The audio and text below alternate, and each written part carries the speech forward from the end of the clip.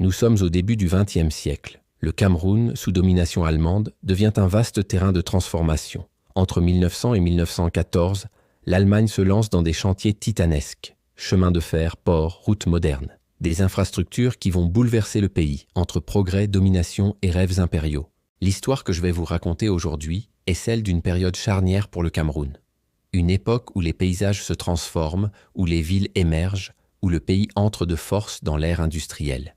Imaginez Douala en 1900, une ville côtière encore largement traditionnelle, où les pirogues sillonnent le Wouri. 14 ans plus tard, elle sera méconnaissable. Les Allemands y construisent un port moderne, avec des quais en béton qui peuvent accueillir les plus grands navires de l'époque. C'est la naissance du Cameroun moderne. Mais le projet le plus ambitieux reste sans doute le chemin de fer. Les Allemands rêvent grand.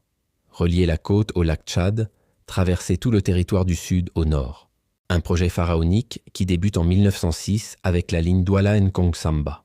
Les ouvriers camerounais, sous la direction d'ingénieurs allemands, percent les collines, construisent des ponts, posent des rails à travers la forêt équatoriale. Ces chantiers transforment profondément le pays.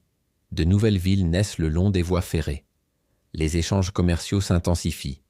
L'économie coloniale s'organise autour de ces nouvelles infrastructures. Mais n'oublions pas le coût humain. Des milliers de travailleurs camerounais ont perdu la vie sur ces chantiers, dans des conditions souvent inhumaines.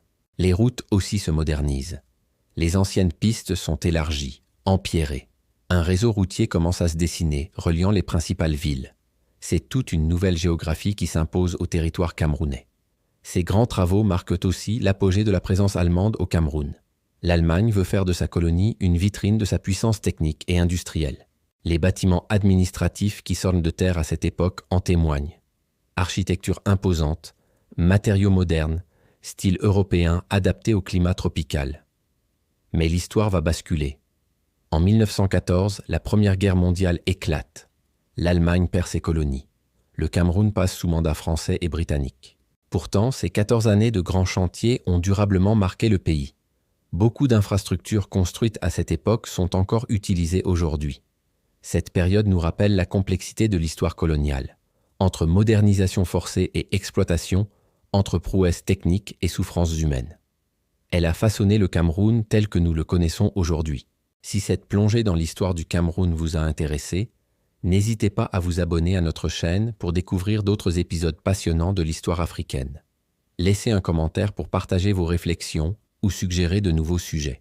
À très bientôt pour de nouvelles découvertes historiques.